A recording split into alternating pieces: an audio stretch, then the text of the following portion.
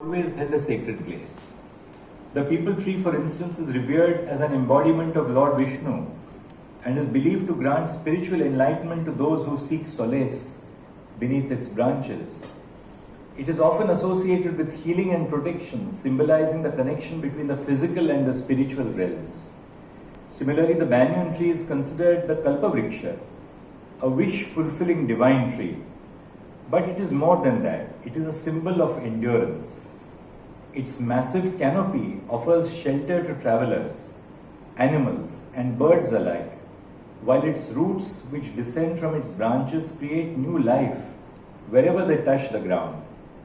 In some stories, the banyan is seen as the tree under which the universe regenerates itself, with its endless branches representing the eternal cycle of life. I didn't realize all this when I was a small child. There was a banyan tree in the house of a colleague of my father who was a judge at the Bombay High Court, Justice V.M. Tarkunde, a very distinguished judge. He lived in a bungalow called Ajanta. All that tree meant with us, for us as young children, was that we could swing from the branches, which we did every day. These stories remind us that in India, trees are more than just part of the landscape. They are living entities with deep spiritual and cultural significance. The book by the governor beautifully captures this essence, reminding us not only of their sacred importance, but also of their practical role in sustaining life. Trees serve as the lifeblood of ecosystems, providing shelter and protection to countless species of animals and birds. From the smallest insects that burrow into the bark to birds that nest in the branches, trees are nature's sanctuaries. Beyond offering shelter, trees provide food and nourishment. Fruit-bearing trees like the mango and the jamun sustain not only humans but also myriad of wildlife, from birds to bats to deer. In forest, trees form a complex web of life where each branch, leaf and root plays a vital role in the balance of nature. In my previous residence as a judge of the Supreme Court and before I took over as the Chief Justice of India, we had a beautiful moringa tree. And when the lockdown took place and we had a little more time to look at nature than what our busy lives give us, I used to watch the birds which came into the moringa tree. Each of these birds, whether it was a parrot or any other bird in the ecosystem, would open the drumstick, open it very carefully, not destroy the whole of it, open only that much that was required to sustain itself for that moment. Eat it and run away and fly away. Likewise, in our garden now, in the official residence of the Chief Justice of India, when I sit to work on my laptop and I look at the birds coming into the tree, I am always struck by the fact that they never ask for more than they require at that moment.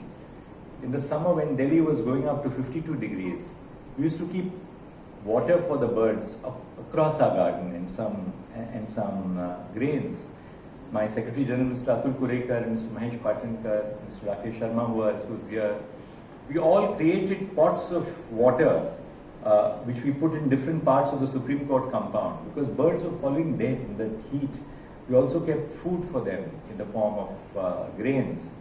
One thing which always struck me was, however hot it was in Delhi, the bird will not continue drinking water. The bird will take only one drop of water or 2 drops of water.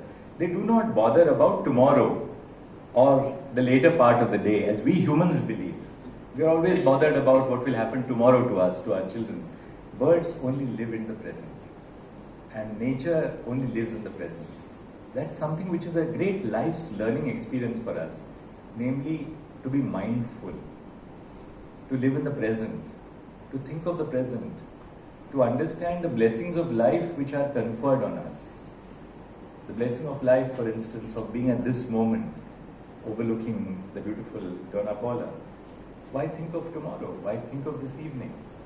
We must really be focused, and that's what nature teaches us. The book is divided into 2 significant sections, the ethno-medicinal flora of the sacred groves of Kerala and an exploration of India's medicinal tree legacy. Within these sections, we discover the remarkable heading healing properties of various trees. For instance, the neem tree, known as the village pharmacy, possesses anti-inflammatory, antibacterial and antiviral properties making it effective in treating conditions ranging from skin diseases to infections. Similarly, the Ashoka tree is revered for its ability to alleviate menstrual disorders, while the Bale tree is celebrated for its efficacy in curing gastrointestinal diseases. The knowledge encapsulated in this book highlights the invaluable contributions of traditional trees to our understanding of natural remedies and their integration into holistic practices. Just the day before yesterday, I inaugurated the International Conference on the Advancements of Research and Global Opportunities for Holistic Ayurveda. Because I follow an Ayurvedic lifestyle thanks to my wife. We are also vegans. So we're not just vegetarians, but we are vegans, which means that we practice a lifestyle to the extent possible, humanly, of leading cruelty-free lifestyles. This gathering brought together experts and practitioners from around the world to explore the integration of traditional knowledge and modern science in promoting health and wellness. It highlighted the importance of nature in promoting holistic well-being, reinforcing our deep connection to the environment. While trees are valuable sources of medicinal compounds, their value extends beyond that. They symbolize resilience and longevity, offering us lessons in sustainability and balance. Their presence in our ecosystems contributes to our overall health, not just physically, but mentally and spiritually as well. Trees constantly tell us that the world and nature is constantly regenerating, and we need not be fearful of human existence, because there is a universality of nature, of human existence, and the universality of what nature symbolizes, that nature is eternal. The protection of trees and forests is a vital aspect of environmental conservation, enshrined in our constitution. India has long recognized the intrinsic value of nature, which often stems from the importance placed on the environment in traditional South Asian societies. Article 48A of the Constitution states that the state shall endeavour to protect and improve the environment and to safeguard the forests and wildlife of the country. But